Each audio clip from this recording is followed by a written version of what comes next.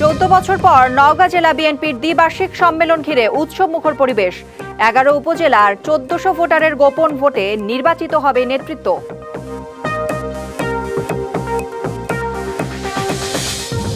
দুর্নীতি পুরোপুরি নির্মূল হবে না, তবে কমিয়ে আনা সম্ভব। জয়পুরহাটে গণশুনানিতে জানালেন দুদক চেয়ারম্যান।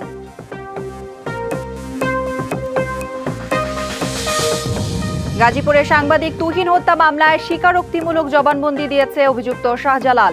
ঘটনার প্রতিবাদে বিভিন্ন স্থানে মানববন্ধন।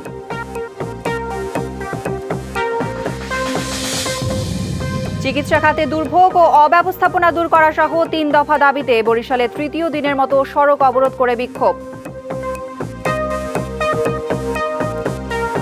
দীর্ঘ 14 বছর পর নওগাঁ জেলা বিএনপির দ্বিবার্ষিক সম্মেলন অনুষ্ঠিত হচ্ছে। এতে প্রধান অতিথি হিসেবে ভার্চুয়ালি যুক্ত হয়েছেন বিএনপির ভারপ্রাপ্ত চেয়ারম্যান তারেক রহমান। এর আগে জাতীয় ও দলীয় পতাকা উত্তোলনের মধ্য দিয়ে এই সম্মেলনের উদ্বোধন করেন বিএনপির স্থায়ী কমিটির সদস্য ইকবাল হাসান মাহমুদ টুকু। এবারের সম্মেলনে 11টি উপজেলা কমিটি ও 3টি পৌরসভা কমিটির 1414 জন ভোটার তাদের গোপন ভোটের মাধ্যমে জেলার নেতৃত্ব নির্বাচন করবেন। ভোট গ্রহণ বিকেল 3টা থেকে শুরু হয়ে চলবে 5টা পর্যন্ত। সম্মেলনের সভাপতি পদে 8 জন, সাধারণ সম্পাদক পদে 4 জন ও সাংগঠনিক সম্পাদক পদে 9 জন প্রার্থী প্রতিদ্বন্দ্বিতা করছেন। দুর্নীতি পুরোপুরি নির্মূল হবে না, তবে কমিয়ে আনা সম্ভব। সকালে জয়পুরহাট জেলা শিল্পকলা একাডেমিতে দুর্নীতি দমন কমিশনের আয়োজনে গণশুনানিতে দুদক চেয়ারম্যান মোহাম্মদ আব্দুল মোমেন কথা বলেন। তিনি বলেন, সাবেক প্রধানমন্ত্রী, সাবেক প্রধান বিচারপতি, বাংলাদেশ ব্যাংকের গভর্নর, বায়তুল মোকাররমের খতিব পালিয়ে যাবার পেছনে মূল কারণ দুর্নীতি। তার মতে সবাই আন্তরিক হলে দুর্নীতি কমে আসবে। গণশুনানিতে আসা অভিযোগগুলো খতিয়ে দেখে দ্রুত ব্যবস্থা নেওয়ার জন্য সংশ্লিষ্ট দপ্তরগুলোকে নির্দেশ দেন তিনি।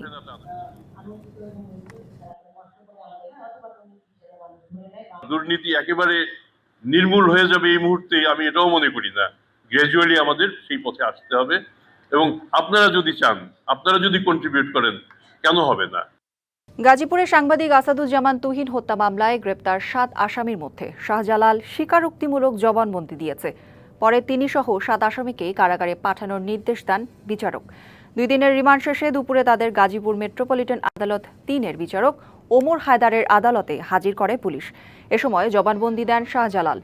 পুলিশ জানিয়েছে, মামলার অন্যান্য আসামিদের বিষয়ে তদন্ত কার্যক্রম চলমান। এর আগে বৃহস্পতিবার রাতে গাজীপুর মহানগরীর ব্যস্ততম চান্দনা চৌরাস্তা এলাকায় প্রকাশ্যে কুপিয়ে ও পিটিয়ে হত্যা করা হয় সাংবাদিক আসাদুজ্জামান তুহিনকে। এই ঘটনায় এলাকায় চরম ক্ষোভ ও শোক বিরাজ করছে।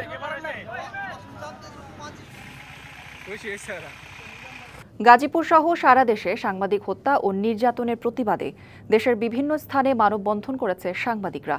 সকালে মানিকগঞ্জ প্রেস ক্লাব, সম্পাদক পরিষদ, সাংবাদিক সমিতি ও টিভি রিপোর্টার্স ইউনিটি যৌথভাবে মানববন্ধন কর্মসূচির আয়োজন করে। মানববন্ধনে বক্তারা বলেন, সাংবাদিককে পরিকল্পিতভাবে হত্যা করা দেশের গণমাধ্যমের স্বাধীনতা ও সাংবাদিক নিরাপত্তার জন্য বড় হুমকি। পাশাপাশি সাংবাদিক তুহিন হত্যার সাথে জড়িতদের দৃষ্টান্তমূলক শাস্তির দাবি করেন তারা। সিরাজগঞ্জ শহরের চৌরাস্তা মোড়ে জেলা প্রেস ক্লাবের আয়োজনে শহরের চৌরাস্তা মোড়ে মানববন্ধন অনুষ্ঠিত হয়। মানববন্ধনে সাংবাদিক সুরক্ষা আইন দ্রুততম সময়ের মধ্যে বাস্তবায়ন করার আহ্বান জানানো হয়। এছাড়া কুড়িগ্রাম, লালমনিরহাট, হিলি, যশোর ও বাগেরহাট জেলা প্রেস ক্লাবের আয়োজনে মানববন্ধন করেন সাংবাদিকরা। এ সময় গাজীপুরে আসাদুজ্জামান তুহিন হত্যা ও সারা দেশের সাংবাদিক নির্যাতনের প্রতিবাদ জানিয়ে বিচার দাবি করেন।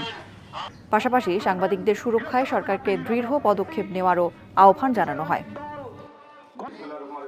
কুষ্টিয়ার মিরপুর উপজেলায় পূর্ব বিরোধের জেরে স্থানীয় এক সাংবাদিককে পিটিয়ে আহত করার অভিযোগ উঠেছে তার প্রতিবেশীর বিরুদ্ধে। ভোর 5টার দিকে উপজেলার বিজিবি সেক্টর পাড়ায় নিজ বাড়ির সামনে এ ঘটনা ঘটে। পরিবারের দাবি, কিছুদিন আগে শিশুদের নিয়ে স্থানীয় মিলন নামে এক ব্যক্তির সাথে ফিরোজ আহমেদের কথা কাটাকাটি হয়। এর জের ধরে মিলন ও তার সহযোগীরা ফিরোজের ওপর হামলা চালায়। এ সময় হাতুড়ি, ইট ও লোহার রড দিয়ে পিটিয়ে গুরুতর আহত করা হয় ওই সাংবাদিককে। পরে তাকে উপজেলা স্বাস্থ্য কমপ্লেক্সে ভর্তি করা হয়। লিখিত অভিযোগ পেলে এ বিষয়ে ব্যবস্থা নেওয়া হবে বলে জানিয়েছেন মিরপুর থানার ভারপ্রাপ্ত কর্মকর্তা মমিনুল ইসলাম। আহত সাংবাদিক ফিরোজ আহমেদ কুষ্টিয়ার স্থানীয় পত্রিকা দৈনিক আজকের সূত্রপাত, মিরপুর উপজেলা প্রতিনিধি এবং উপজেলা প্রেস ক্লাবের যুগ্ম সাধারণ সম্পাদক। দেশের সকল শিক্ষা প্রতিষ্ঠানে আইন করে গুপ্ত রাজনীতি নিষিদ্ধের দাবি জানিয়েছেন ছাত্রদল সভাপতি রাকিবুল ইসলাম রাকিব। দুপুরে সিলেটের মুরারিচাঁদ কলেজ ছাত্র দলের সম্মেলন ও কাউন্সিলের আগে সাংবাদিকদের বলেন, ৭১-এ মানবতা বিরোধী রাজনীতিতে বিশ্বাসীদের বিরুদ্ধে অবস্থান নেওয়া ছাত্র সমাজের নৈতিক দায়িত্ব। অতীতে ছাত্র রাজনীতির কার্যক্রম নিয়ে সাধারণ শিক্ষার্থীরা এখনও আতঙ্কিত, কিন্তু বাংলাদেশ ছাত্রদল তার পুনরাবৃত্তি না করে শিক্ষা প্রতিষ্ঠানগুলোতে শিক্ষাবান্ধব রাজনীতি চালিয়ে যাবে। এবং ছাত্র রাজনীতির প্রতি যে একটা বিরূপ মনোভাব ছিল তা পরিবর্তনে আমরা কাজ করে যাচ্ছি। আমরা লক্ষ্য করে দেখবেন যে বিগত 1 বছর আমাদের দ্বারা ছাত্র দলের নেতাকর্মীদের দ্বারা কোনো অনাকাঙ্ক্ষিত ঘটনা ঘটেনি। আমরা সর্বসম্মতিক্রমে প্রায় 21টি ছাত্র সংগঠন ছিল, সেখানে শুধুমাত্র গণ অধিকার পরিষদ ব্যতীত সকল ছাত্র সংগঠন এই গুপ্ত রাজনীতির বিরুদ্ধে অবস্থান নিয়েছে। সেহেতু আমরা এখন ঢাকা বিশ্ববিদ্যালয় প্রশাসনের তাকিয়ে আছি যে তারা এটি নিষিদ্ধ করবে এবং আইনানুগ ব্যবস্থা নিতে হবে।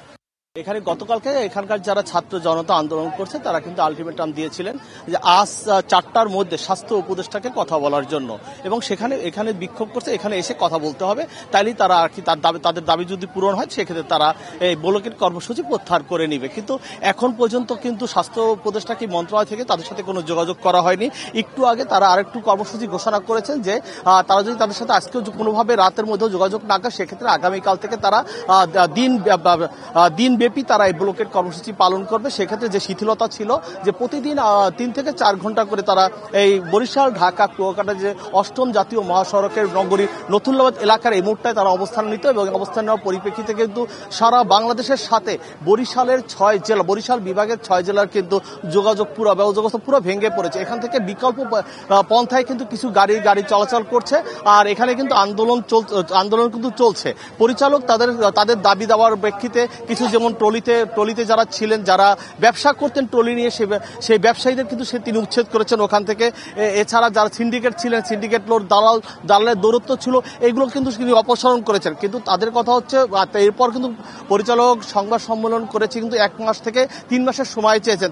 তিনি বলেছেন যে প্রধান সমস্যা হাসপাতালে, শেরেবাংলা মেডিকেল কলেজ হাসপাতালে সেটা হচ্ছে 500 বেডের হাসপাতাল, কিন্তু সেখানে রোগী যাচ্ছে প্রতিদিন 2500 অতিরিক্ত রোগী সেখানে ভর্তি হচ্ছে। এই রোগীকে তারা সেই সুযোগ সুবিধা দিতে পারছে না, যার ফলে কিন্তু বেশি সমস্যার সৃষ্টি হচ্ছে। তারপরেও তিনি বলেছেন, আমি স্বাস্থ্য মন্ত্রণালয়ের সাথে যোগাযোগ করেছি এবং এই আন্দোলনরত শিক্ষার্থীদের সাথে যোগাযোগ করে আন্দোলন প্রশমিত করার চেষ্টা করছি। কিন্তু এই আন্দোলনকারীদের একটি কথা, স্বাস্থ্য উপদেষ্টাকে এখানে আসতে হবে, তাদের সাথে কথা বলতে হবে, তারপরে তারা আন্দোলন থেকে সরে দাঁড়াবে। টিটু, ধন্যবাদ আপনাকে। পারিবারিক বিরোধ আর ক্ষোভ থেকে মৌলভীবাজারের কমলগঞ্জের সাবেক ছাত্রদল নেতা রাফিকে গলা কেটে হত্যা করেছে তারই ছোট ভাই। ঘটনাস্থল থেকে হত্যার অস্ত্র ও রক্তমাখা কাপড় উদ্ধার করেছে পুলিশ। ভাইয়ের জানা যায়, মানুষের আবেগঘন পরিস্থিতি দেখে পুলিশ কাছে এই ঘটনার স্বীকারোক্তি দেয় 16 বছর বয়সী ছোট ভাই। জানান, ক্ষোভ থেকে বড় ভাইকে ঘুমের মধ্যে কুপিয়ে হত্যার কথা। দীর্ঘদিনের পারিবারিক বিরোধ, বড় ভাইয়ের শাসন এসব হত্যার কারণ। এ ঘটনায় নিহতের মা মনোয়ারা বেগম বাদী হয়ে কমলগঞ্জ থানায় একটি হত্যা মামলা দায়ের করেছেন। গত 9 আগস্ট সকালে মৌলভীবাজারের কমলগঞ্জ উপজেলার রহিমপুর ইউনিয়নের সিদ্ধেশ্বরপুর গ্রামে নিজ ঘরে গলাকাটা অবস্থায় পাওয়া যায় রহিমপুর ইউনিয়ন ছাত্রদলের সাবেক সভাপতি আব্দুর রহিম রাফির মরদেহ। কিশোরগঞ্জের করিমগঞ্জে চলন্ত গাড়ি থেকে কাদা ছিটে পড়াকে কেন্দ্র করে গ্রামের 2 পক্ষের মধ্যে সংঘর্ষের ঘটনা ঘটেছে। এতে অন্তত 20 জন আহত হয়েছে বলে জানা গেছে। সকালে করিমগঞ্জের কিরাটন ইউনিয়নের গৌরারগোপ গ্রামে এই সংঘর্ষের ঘটনা ঘটে। পুলিশ ও স্থানীয়রা জানায়, শনিবার বিকেলে বাড়ি থেকে গাবতলী বাজারের দিকে যাচ্ছিলেন তাজুল। এ সময় বিপরীত দিক থেকে মোটর সাইকেল যোগে যাচ্ছিলেন মাসুদ নামে আরেক যুবক। এ সময় মোটর সাইকেল থেকে কাদা ছিটে পড়ায় তাজুল তাকে ধীরে যেতে বলেন। এতেই ক্ষিপ্ত হয়ে তাজুলকে মারধর করেন মাসুদ। উভয় পক্ষের মধ্যে উত্তেজনা সৃষ্টি হয়। পরে এই ঘটনাকে কেন্দ্র করে আজ সকালে মসজিদের মাইকে ঘোষণা দিয়ে সংঘর্ষে জড়ায় উভয় পক্ষ। আহত হয় অন্তত 20 জন। খবর পেয়ে পুলিশ ও সেনাবাহিনী ঘটনাস্থলে গিয়ে পরিস্থিতি নিয়ন্ত্রণে আনে।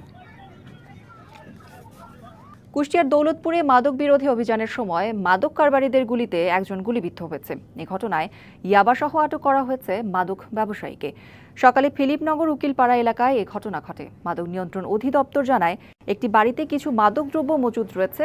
এ সংবাদ পেয়ে সকালে ফিলিপনগর উকিলপাড়ায় অভিযান চালানো হয়।